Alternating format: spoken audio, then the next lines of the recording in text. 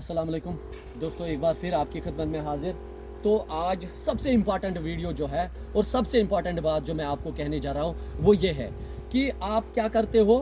आप जब पॉलिनेशन की बात आती है या मेरी बात आती है या आपकी बात आती है, किसी की बात आती है, तो हम क्या करते हैं, अगर हमारे बगीचे में पॉलिनेशन अवेलेबल नहीं है, हम जाते हैं पड़ोसी के बगीचे में या किसी को मांग कर, किसी दोस्त को, रिश्तेदार को, किसी को भी हम मतलब पूछते हैं कि हमें पॉलिनेशन दे दो।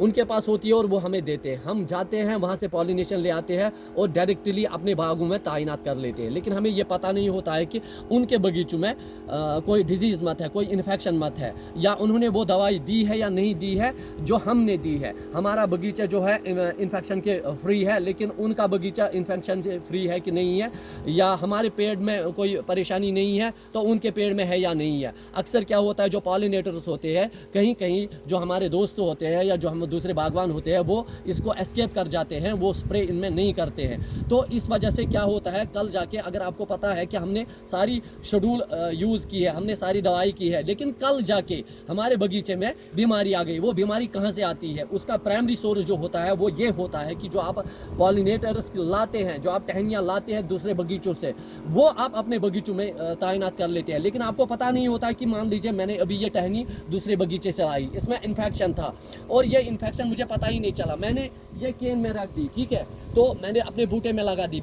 अपने बूटे में मैंने सही से मतलब कि स्प्रेज कर दी है आज तक, ताकि फाइनसाइडल स्प्रेज दी, दूसरी स्प्रेज दी, इंसेक्टिसाइडल स्प्रेज दी, लेकिन कल जाके फिर से वहाँ परेशानी हुई, कल जाके फिर से वहाँ डिजीज़ पैदा हो गई। वो पैदा कैसे हो गई, उसका सबसे मेन कारण जो होता है वो होता है यही कि आपने खुद वो टहनियाँ लाई, दूसरे बगीचे से लाई और वो इन्फेक्टेड थी। उन्हीं से जो स्पोर्स थे या जो डिजीज़ थी या फंगस थी वो फैल जाती है, तो लेटर ऑन वो आपके बगीचों में नमूदार हो जाती है और आपको परेशानी डालते हैं। तो इस वजह से आपने क्या करना है, आप देख लीजिए, इनको स्प्रे करो, इनको बहुत कम आपको बनाना है, इनको यहाँ यहीं पर आप स्प्रे करो। आल स्प्रे डाल सकते हो आप, इंसेक्टिसाइडल स्प्रे इसमें डाल सकते हो, लेकिन वो कंपैटिबल होना चाहिए। वो अगर कंपैटिबल है, ये देखिए इसको भी कीजिए, वो अगर कंपैटिबल होना चाहिए फाइनसाइड और इंसेक्टिसाइड, उसको आप परे परे ही उसको स्प्रे कर दीजिए, दवाई कर लीजिए। उसके बाद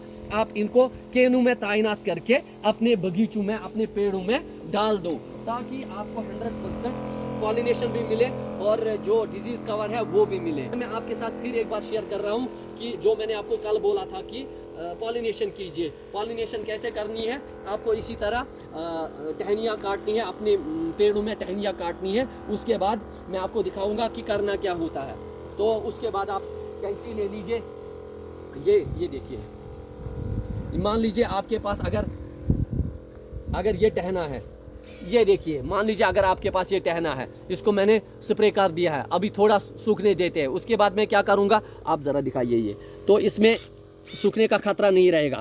फिर इसको मैंने ऐसे करना है, जब मैंने ऐसे कर दिया, ठीक है, तो उसके बाद क्या करना है, ऐसा करने के बाद मैं इसका फास मैं ऐसे क्यों मार रहा हूँ, इसको ऐसे में क्यों काट रहा हूँ, ताकि ये मैं यहाँ पर दिखाना चाहता हूँ, इसकी जो कटिंग थी वो थोड़ी छोटी थी, और कभी ना कभी ऐसा होता है जो यहाँ पर डर्ट होता है, जो यहाँ पर कीचड़ होता है, वो इसके इस सिरे में लग जाता है, फिर पानी का अंदर जाना बंद हो जाता है, उस वजह से ये टहनी सूख जाती है।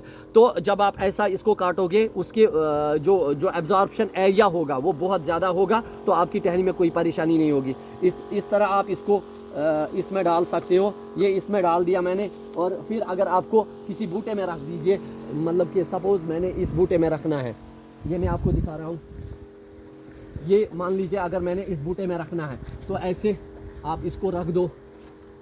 ये देखिए, ये मैं इसको ऐसे मैंने रख दिया, इसको आप ऐसे सिरे से बांध लीजिए, किसी गांठ से इसको बांध लीजिए, तो आपकी पॉलिनेशन स्टार्ट होती है। आप एक सेकंड, ये देखिए, इसको ऐसे बांधो आप,